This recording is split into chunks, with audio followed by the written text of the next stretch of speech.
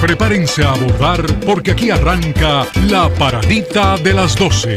2 horas viajando por las noticias, los deportes, la política, la farándula, la cultura y todos los temas que ocupan la atención diaria de los dominicanos y del mundo.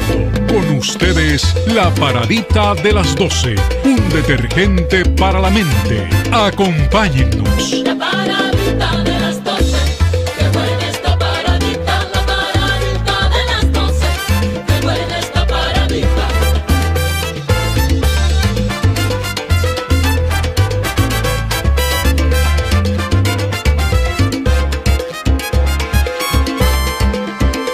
La paradita de las 12 se honra en presentarles hoy un programa con Manuel Núñez para hablar de temas diversos. También está con nosotros Porfirio Cabral, gracias por acompañarnos. Procuramos, nos esforzamos siempre en servir contenido que aspiramos resulten del agrado y de la satisfacción de todos ustedes que nos siguen diariamente de 12 a 2 de la tarde. Bienvenidos ambos. Manuel, muchas Porfirio, gracias. ¿cómo estamos? Adelante. Muchas gracias. Un placer tener a Manuel aquí. Manuel tiene mucha información.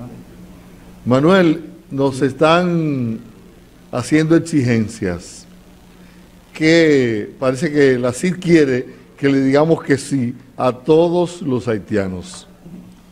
Yo creo que estamos en una situación sumamente difícil porque una parte de las personas que están en el ámbito nacional se han prestado al objetivo de servir los intereses de estos grupos que tienen como finalidad traspasar la República Dominicana los problemas sanitarios, los problemas educativos y los problemas laborales de Haití.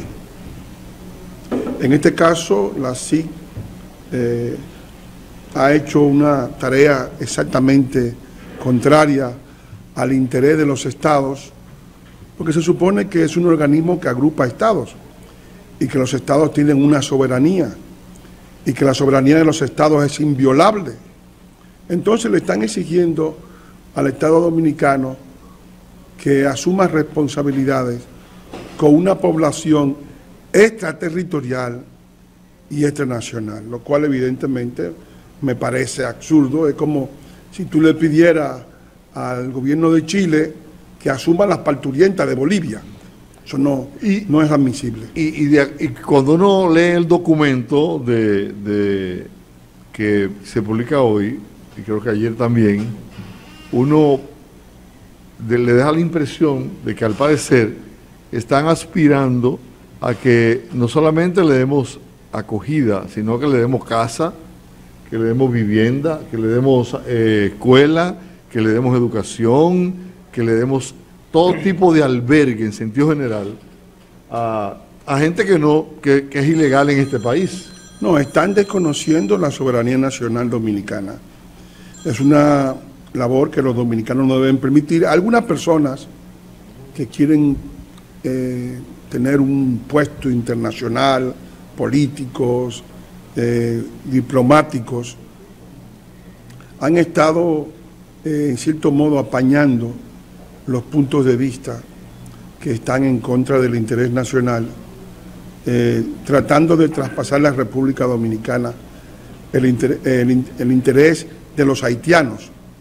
Pero evidentemente que hay una situación inicial, que es que nadie, el gobierno dominicano, ni nadie, ni yo tampoco, puede dudar que los haitianos tienen derecho a la salud, tienen derecho a la educación, tienen derecho al empleo, tienen derecho a tener un documento de identidad, pero esos derechos tienen que pedírselo a su gobierno, no al nuestro, y no tienen tampoco que arrebatárselo a los dominicanos, que no son responsables de su desgracia. Haití no es un problema interno de la República Dominicana. Haití es otro país y no tenemos con Haití ninguna obligación, ni extranacional, ni extraterritorial. El gobierno dominicano tiene obligaciones con los dominicanos, no con los haitianos. Bienvenido Félix de Sena, que también se integra ahora a este panel. ¿Qué nosotros le hemos quitado a los haitianos? Absolutamente nada. Nosotros, al contrario, nosotros surgimos cuando el país se independiza de Haití en 1844, después de una guerra de 12 años.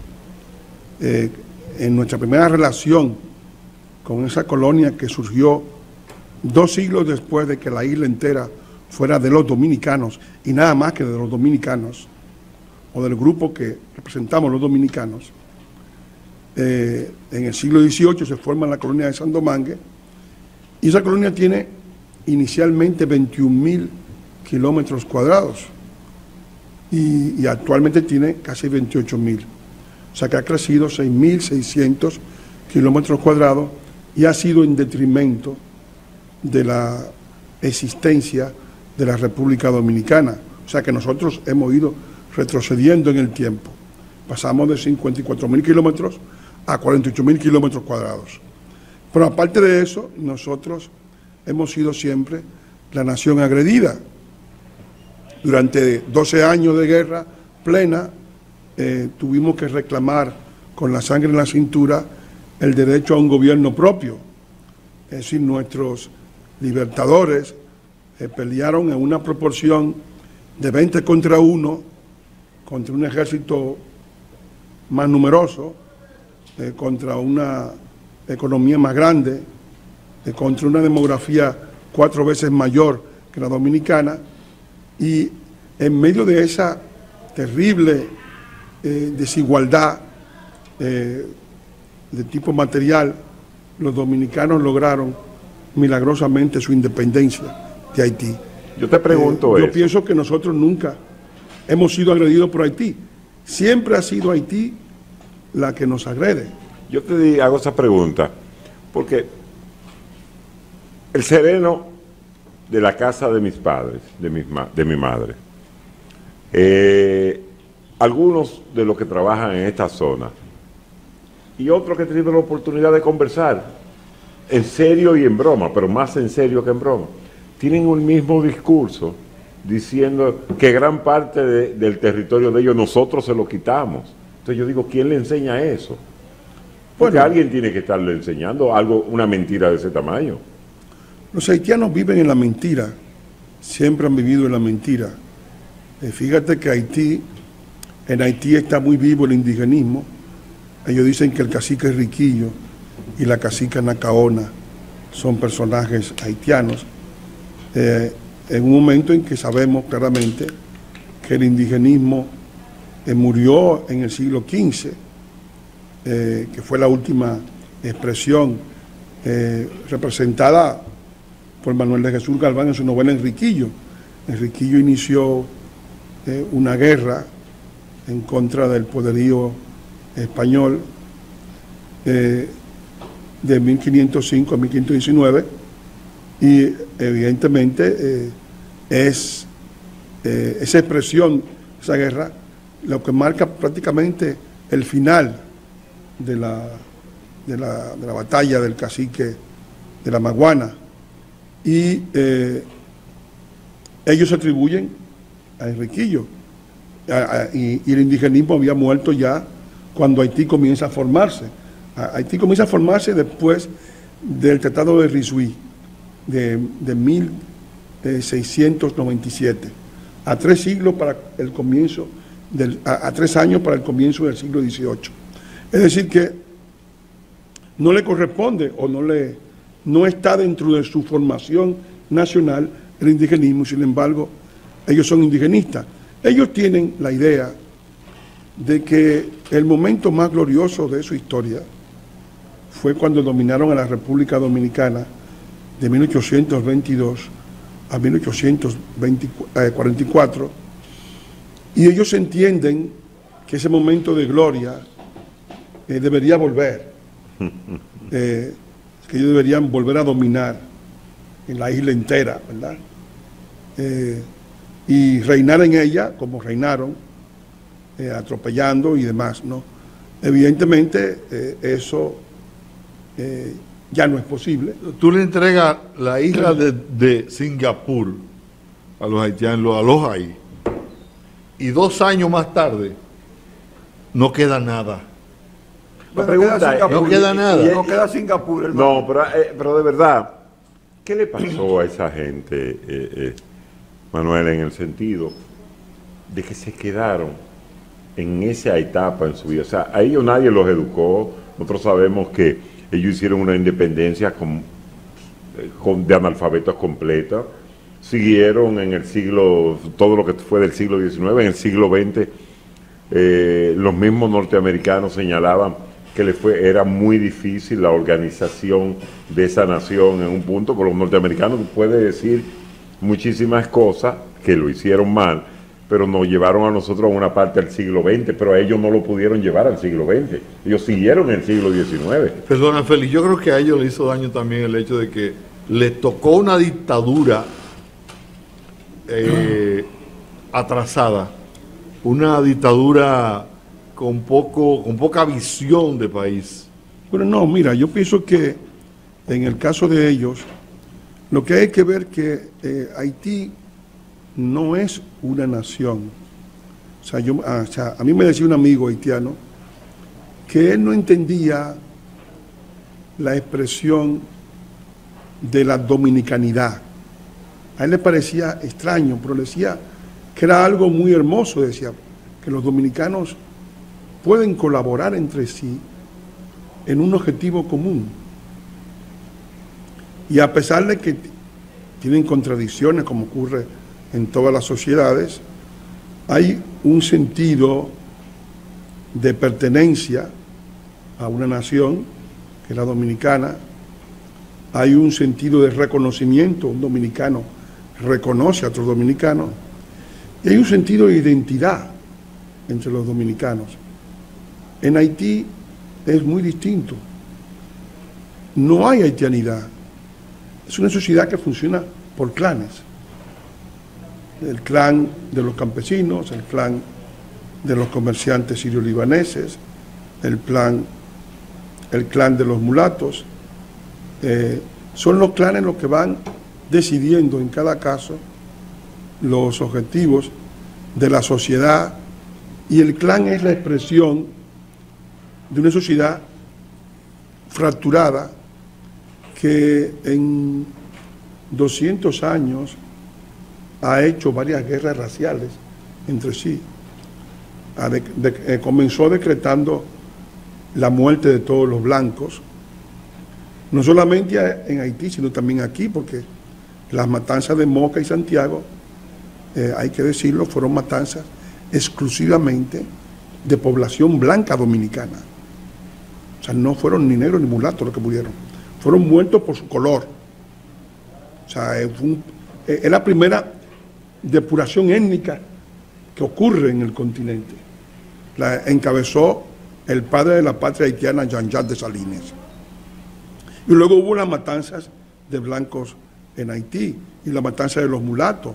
Y la última matanza de los mulatos fue de 1957. Luego hubo otra en el año 64. Es decir, ha habido en la historia de Haití guerras raciales. Porque la gente no... Intestinas. No raciales, pero además es el único país que en su primera constitución, la de 1805, la del 4 fue de Saint-Domingue, no fue del Empire de Haití, plantea que ningún blanco puede ser propietario de nada. O sea, en esa constitución se hace una prohibición en el artículo 12. En el artículo 18 se plantea que la parte oriental de la isla de Santo Domingo pertenece a Haití. O sea, que los dominicanos no existen. Los dominicanos, que somos el pueblo nuevo, más antiguo del continente, donde el primero fue todo, no existen para ellos. Entonces, esas dos premisas van a estar vigentes. La premisa de la una indivisible estará vigente hasta el momento en que Haití reconoce la existencia de la República Dominicana, que es en 1874, con el Tratado de Amistad y Navegación. O sea, 30 años después del grito de independencia. Exacto. No, y después que todo el mundo lo había reconocido. Ya Francia había reconocido a la República Dominicana, Estados Unidos, España y demás, ¿no? O sea, y el artículo 12, que prohibía a los blancos ser propietarios, se mantendrá vigente hasta que Roosevelt lo deroga durante la intervención estadounidense, que va desde 1915 a 1934. Roosevelt deroga ese artículo para permitir la inversión extranjera. O sea, y a partir de 1920, las personas de raza blanca tienen derecho, que los negros han tenido en muchas partes del mundo, el derecho de comprar una propiedad. Eso, fíjense ustedes, que un país con ese sistema de odio no podía prosperar. Entonces nunca ha sido una nación, digamos, donde haya un sentido de pertenencia, donde haya un sentido de identidad y de reconocimiento de que todos pertenecen a esa nación. Tanto es así que los propios gobernantes haitianos actúan a veces en contra del interés de su país. Cuando Dilma Rousseff le propone a René Préval, le propone construir una presa en el sur de Haití para producir electricidad con una hidroeléctrica, porque hay unos saltos muy hermosos que permiten que digamos, la caída de las aguas produzcan electricidad. Él se opone. Cuando Danilo Medina cruzó la frontera y habló con Martelly, le dijo a Martelly, era un hombre de pocas palabras, o es un hombre de pocas palabras, pero a veces decía las cosas con sinceridad, ¿no? Le dijo que él iba a reforestar completamente la parte haitiana, porque él entendía que eso era una situación absolutamente inaceptable, el hecho de que hubiera tal destrucción en Haití. Martelly no dijo nada, pero 2 días después Martelly puso una veda a 25 productos de la República Dominicana para evitar que eso se produjera. Ellos no quieren cambio, o sea, es una clase política enemiga del país. Ahora han entrado en un ámbito distinto, totalmente nuevo, porque el Estado ha muerto. El Estado ha desaparecido. Ayer, en la audiencia en el Senado de Estados Unidos, con una buena posición de parte de Bob Menéndez, que yo supongo que Bob Menéndez, con la relación que tiene con la familia Castillo aquí en República Dominicana, tiene que haber recibido información de un orden que el subsecretario para Asuntos Hemisféricos y que tiene que ver con Haití no encontró respuesta. O sea, ¿qué están haciendo? ¿Cuánto tiempo tomará? Entonces él decía, bueno, eso puede tomar tiempo, pero ¿cuánto tiempo tomará en pacificar Haití? O sea, se lo preguntó claro Bob Menéndez al encargado de esto. Ya no es cuestión de pacificar, es decir, en Haití hubo una misión, que fue la misión de la MINUSTAH. La MINUSTAH duró 17 años en total. En los primeros 3 años fue bajo el mando estadounidense y después un mando multinacional.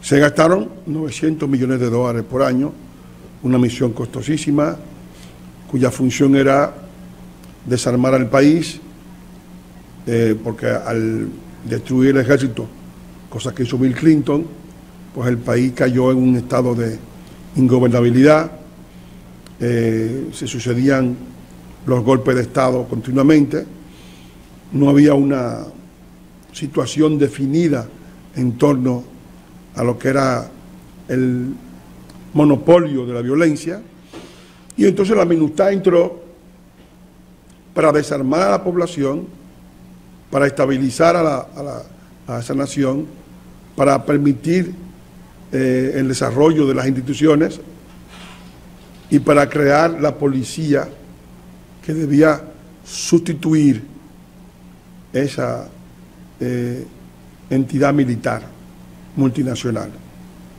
Los haitianos entendieron que la MINUSTAH era eterna que como ellos tienen una mentalidad de asistidos sociales, es como alguien que tú vas y le brindas, mira, te voy a prestar esta casa por un par de meses, en lo que tú arreglas la tuya, la pinta. Claro, pero no para que te quede. Pero no para que te quede. No, entonces ellos ellos entendieron, déjalo ahí, no.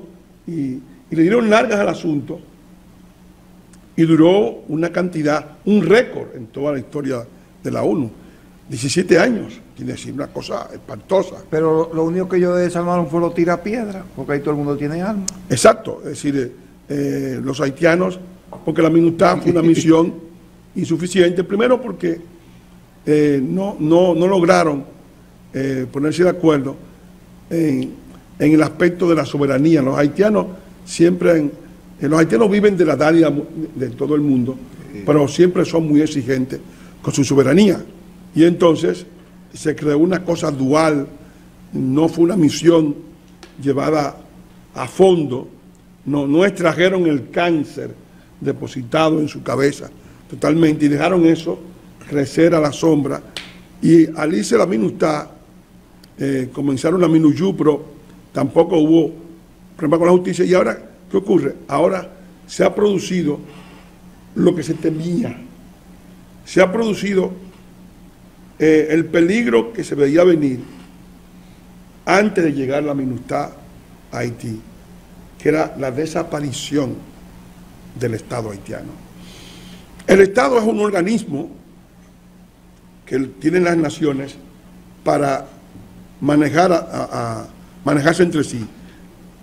En Haití ese Estado no existe porque no hay control del territorio marítimo, no hay control del territorio terrestre, no hay tampoco policía.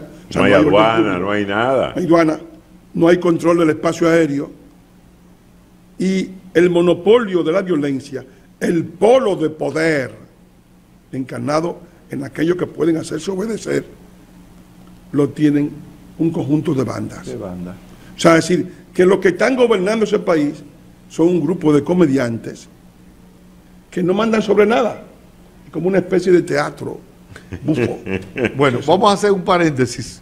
Primero para ver un reportaje que nos envía César Montesinos desde Dajabón, un reclamo que hacen unos campesinos sobre unos caminos vecinales que están deteriorados y que al parecer impiden que ellos puedan sacar sus productos agrícolas, y luego hacemos la pausa. Muchísimas gracias. Así es como ustedes efectivamente han adelantado. Parceleros de la reforma agraria que están ubicados en los proyectos agrícolas Caño Blanco de Copey y Manzanillo reclamaron de las autoridades del IAD, Desarrollo Fronterizo, así como Agricultura, del arreglo de los caminos que conducen a distintas parcelas de esta zona, ya que no pueden sacar la producción agrícola por las malas condiciones que están los caminos vecinales. Aquí tuvo el jefe de frontera y todavía lo estamos esperando y no ha dado el primer picazo en la carretera. Da pena que las producciones se pierden porque no hay, las instituciones no tenemos quien nos ampare. Por lo menos que nos lo echen tierra para sacar nosotros la producción de arroz. Bueno, hemos ido a hablar de solicitar y nos han dicho, nos han prometido que nos van a resolver los caminos, por digo, estamos ya esperando ¿cuándo?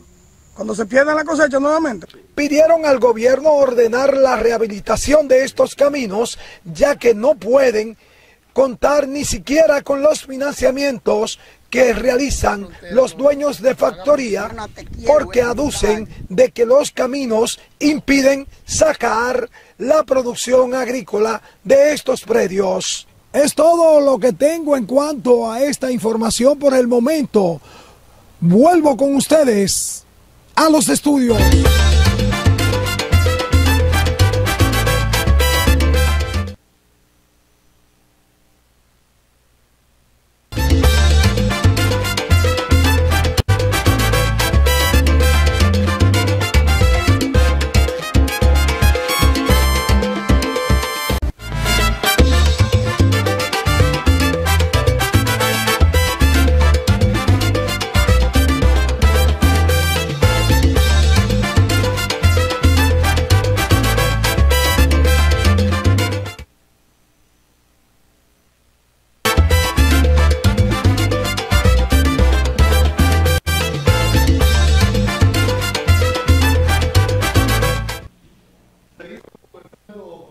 Manuel Núñez, sobre la historia de Haití, los hechos que caracterizan este país actualmente.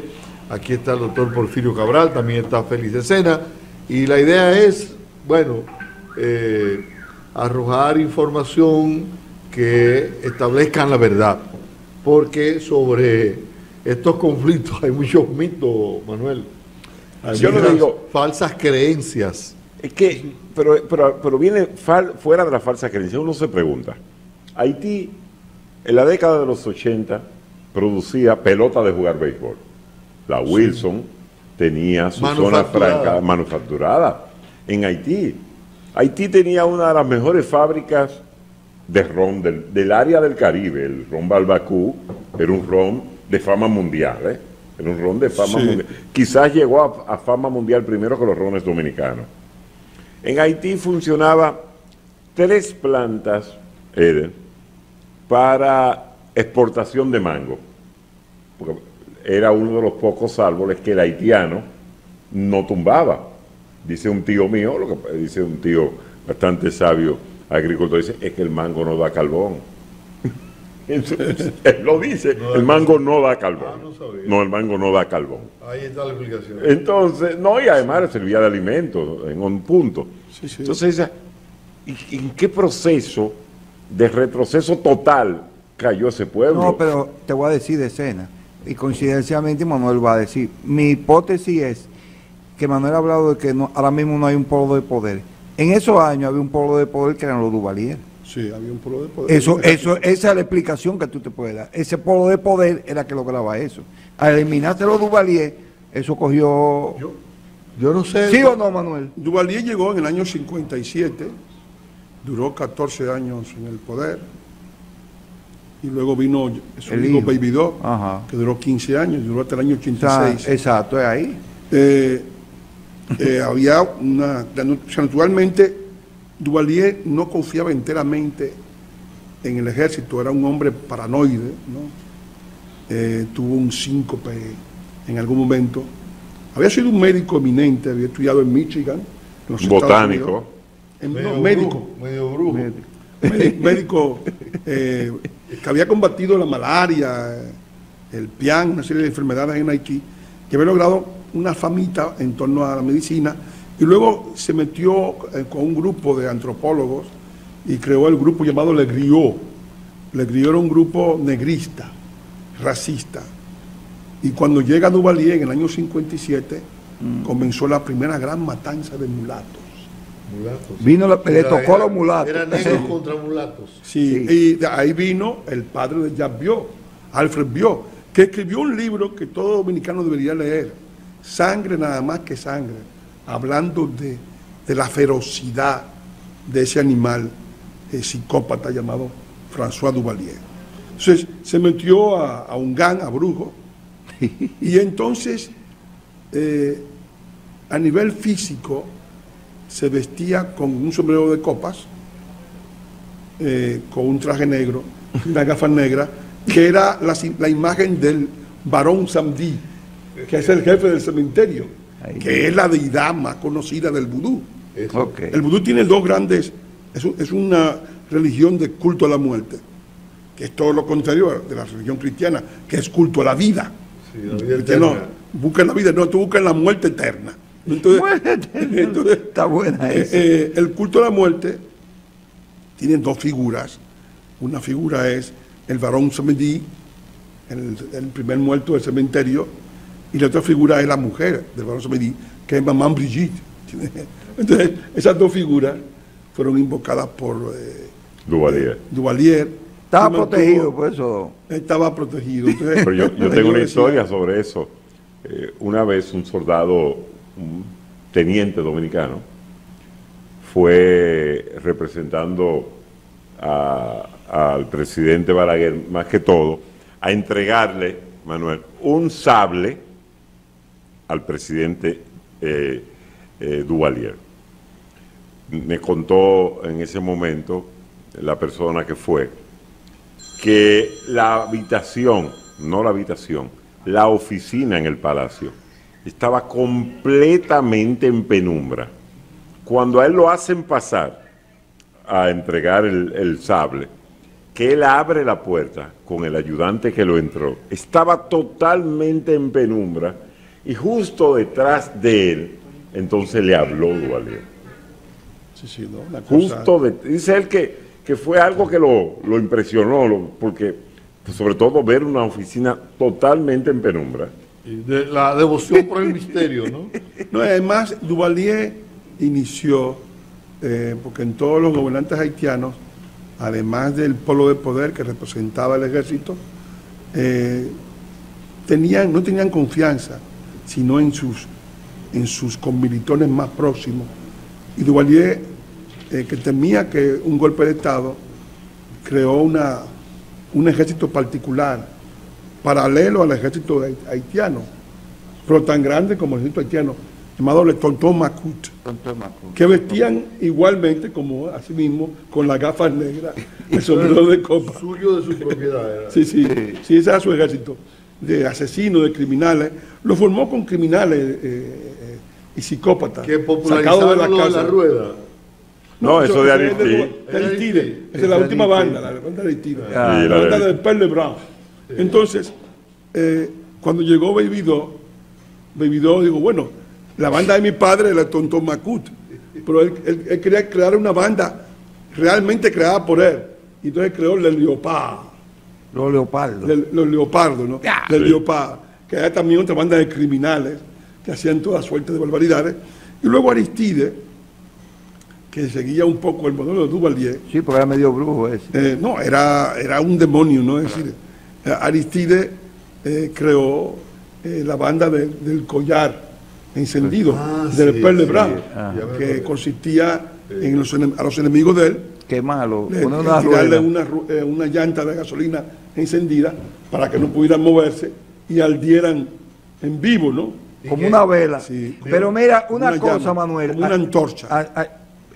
Yo he considerado, lo he dicho en varias ocasiones, pero que nadie como que me presta atención. A mí me llama la atención que Haití es el único pueblo que los norteamericanos, después que invadieron, salieron sin que nadie le dijera nada.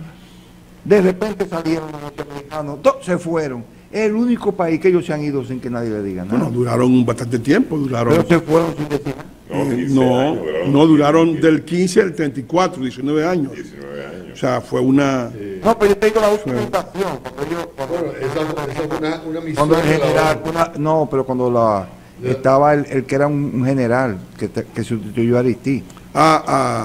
Bueno, esa fue la preinvasión a la MINUSTAH, es decir, fue la preparación de la MINUSTAH, porque luego se preparó una misión multinacional porque se dieron cuenta que la misión no iba a ser suficiente, una intervención de corto alcance, porque además habían destruido el polo de poder.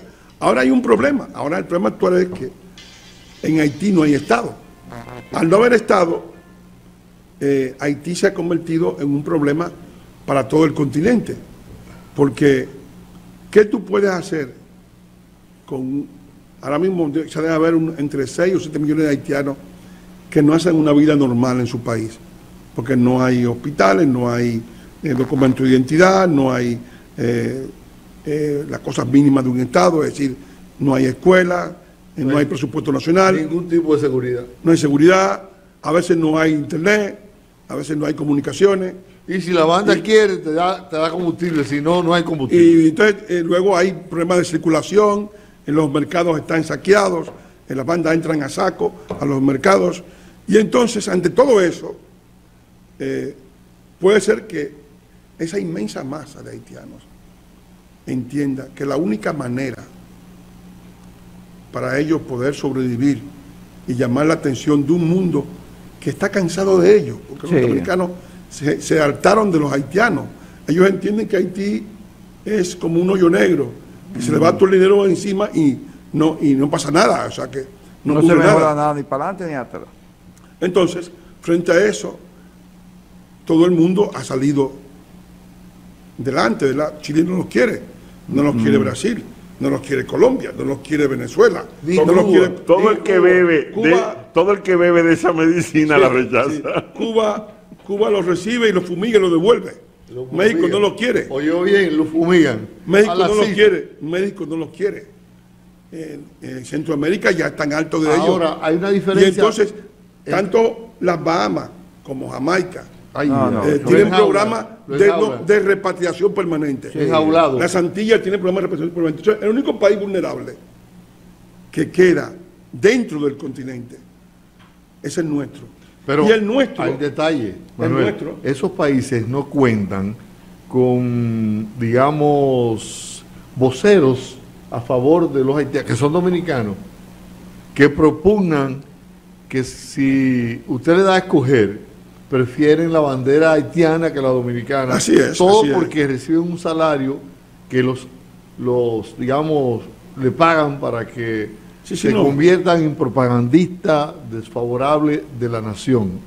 Nosotros no sabemos, tiene razón, Eder, nosotros no sabemos exactamente el gran peligro, no hemos todavía aquilatado el gran peligro que está corriendo en estos momentos la República Dominicana. Este país, de todos los países del área del continente, es donde mejor se vive. Puerto Rico ya entró en barrena, un desastre.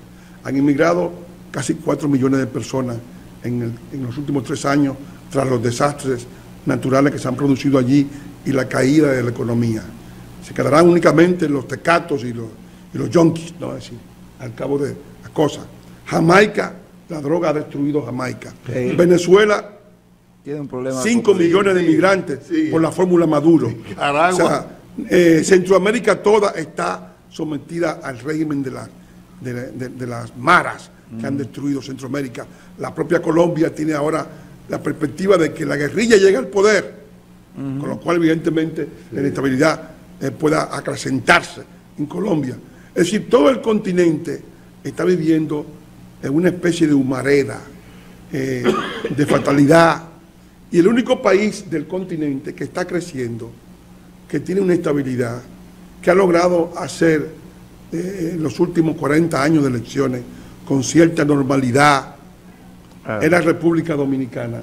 Y ese país lo van a destruir con un problema externo a República Dominicana, que van a destruirlo importando hacia República Dominicana la inestabilidad de los otros del países. Estado vecino, del Estado que acaba de fallecer, porque allí no hay un Estado, porque allí gobiernan las bandas. Entonces, yo creo que tendríamos nosotros dominicanos que exigirle. El presidente ha hecho todo lo posible, pero no lo puede hacer todo. Además está solo, no tiene cancillería. O sea, cancillería... ¿El canciller es un agente?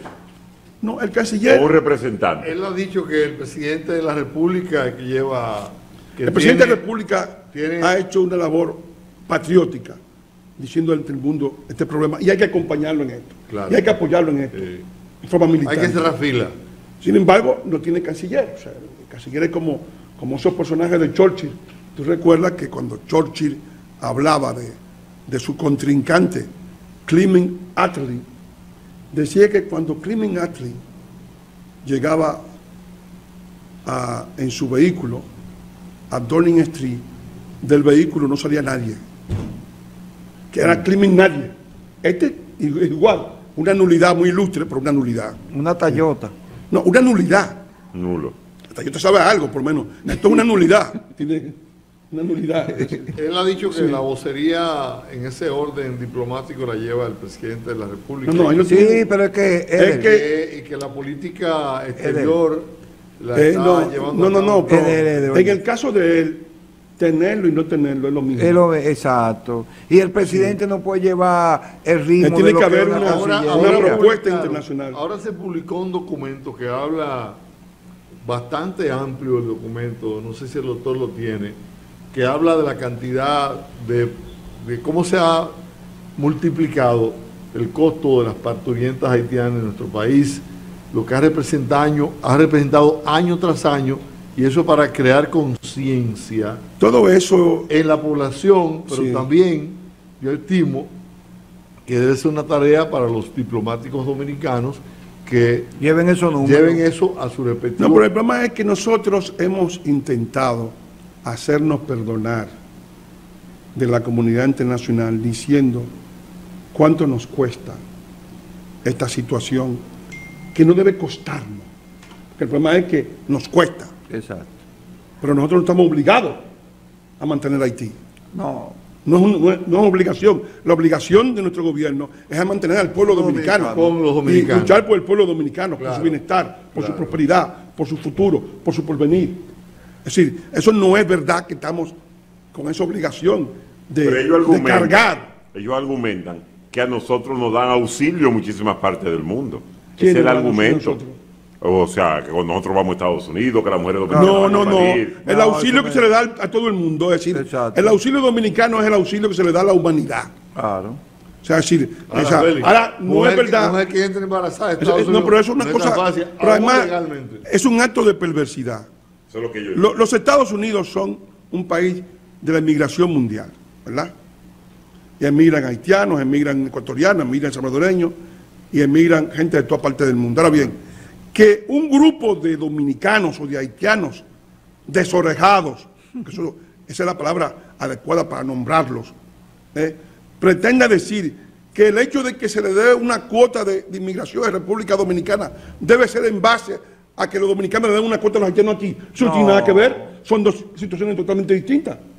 Ese axioma matemático no se da. No, eso no tiene nada que ver. ¿por qué? Porque la República Dominicana no es un derecho humano de Haití, es un país que tiene su propio derecho. Ahora, Manuel, ¿por qué si yo leí hace unos días la lista de obreros o personas desde obrero a PhD que necesitan en muchos países del primer mundo?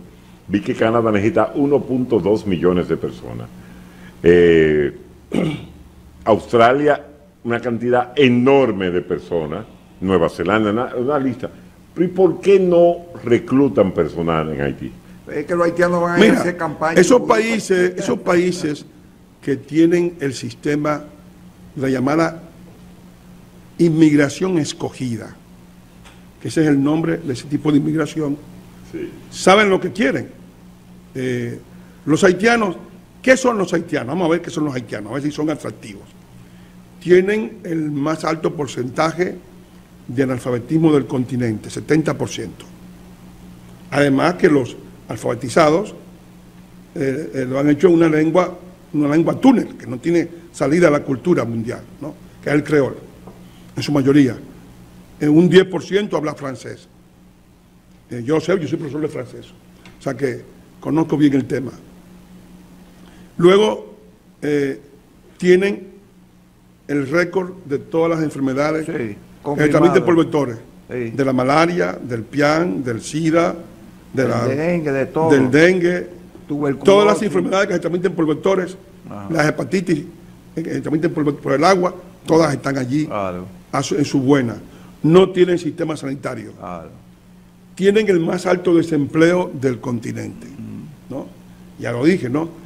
Tienen igualmente una situación social de que vienen de sociedades donde se está viviendo en un régimen prácticamente del siglo XIX, No son decimonónico. técnicos, no tienen Decimonónico. técnico, nada. Entonces, donde apenas hay Claro.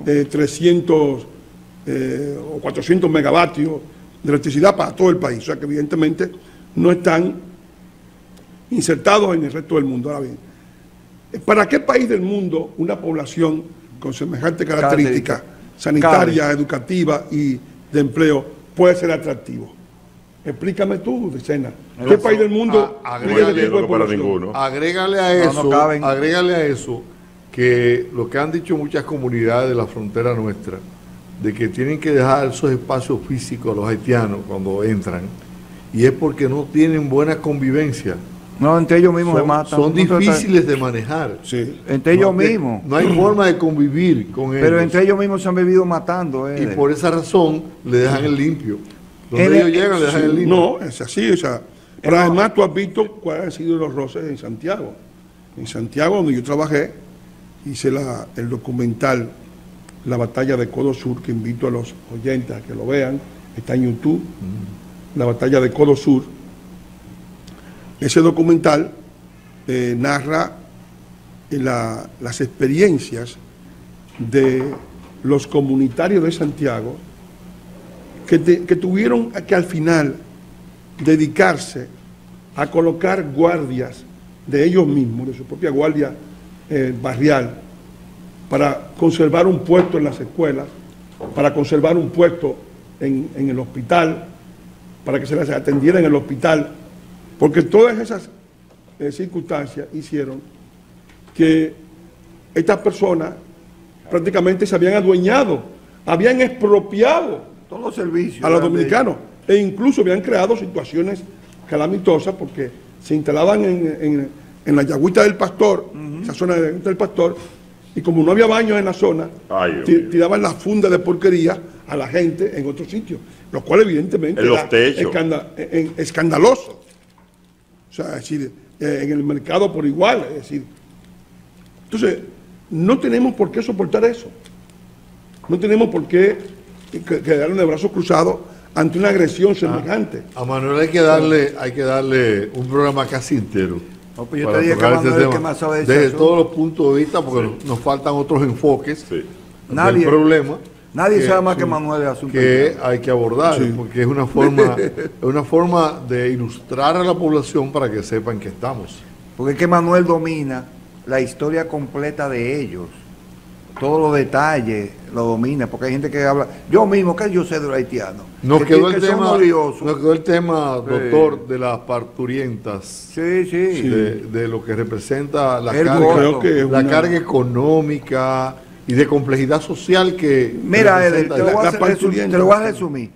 Tú tienes un presupuesto de un hospital. Ese presupuesto está basado en la seguridad social de lo que te va a pagar ahora mismo la ARS, por ejemplo, el caso de Senasa. Las haitianas no tienen carnet de Senasa. Todo el procedimiento que se le hace a una haitiana es una pérdida franca del hospital. No tienen como recuperarse, porque ellas no tienen un carnet. Ahora, cuando va una dominicana a ese hospital, le pagan el dinero para que ellos puedan comprar el material y el suministro, pues se gasta. Entonces, las haitianas tú no tienes ni cómo facturarle. Entonces, ¿qué es lo que están haciendo? Y consumen igual que cualquier otra. Entonces, es un costo que tú no te das cuenta. Las estadísticas de la tasa de natalidad, de mortandad que hay materno-infantil en República Dominicana, son ellas las que la tienen alterada. Claro. Porque me explicó a mí el director del hospital de la mujer del Seguro Social, me dijo, yo tengo 3 años, no se muere ninguna mujer, pero aquí no pare una haitiana. No pare porque no se han dado cuenta, me dijo. Porque llegan con el muchacho afuera. Exacto. Simple y llanamente. Así que me dijo con el producto. Es una situación absurda de crear toda una culpabilización de la República Dominicana. Pues ¿cómo yo voy a ser responsable del hijo de otro hombre o de otra mujer? Y que ocurre, no tiene sentido. Y que ocurre que esas mujeres, ya lo dijo, llegan más enfermas y con anemia que las dominicanas. O sea, llegan físicamente más deterioradas. O sea, ¿qué ocurre en los hospitales? Cuando llegan estas haitianas, consumen las pintas de sangre que hay, consumen la analítica, y cuando llega una dominicana, hay que buscarle la sangre a la dominicana pagando. La sangre que había se le entregó a la haitiana. O sea, tienen que ir a comprar la sangre a la dominicana y a buscar que la dominicana pueda tener unas tensiones, buscando el dinero por parte de nosotros. O sea, que tenemos que pagar nosotros lo que ellos les quitan a los dominicanos. Eso no es posible. Una pariente nuestra entró embarazada, ostensiblemente embarazada, a Estados Unidos legalmente y tuvo serias complicaciones en migración porque ya daba señales de que estaba embarazada. De manera que todos los países del mundo son muy rigurosos cuando a su territorio llega una mujer embarazada. No, y así debe ser, porque no estamos obligados. Aún legalmente, aún llegando legalmente a ese territorio. Lo que estamos viendo, yo lo he planteado. A buen tiempo, doctor. Es la expresión de un tema que yo ilustré en uno de mis libros, que se llama La dictadura del débil. Los haitianos tienen una mentalidad de asistidos sociales. Ellos consideran que todo el mundo está obligado a asistirlos socialmente. Ellos no tienen ninguna obligación con el mundo, pero el mundo tiene una obligación con ellos. Así es, Manuel. Sí. Vamos a dejar contenido para una próxima visita tuya aquí al programa. Vamos a continuar a partir de ahora con Carol Pérez, que desde Bogotá, Colombia, nos sirve un contenido siempre diferente para esta segunda hora de la paradita de las 12. Buenas tardes y quédense con Carol.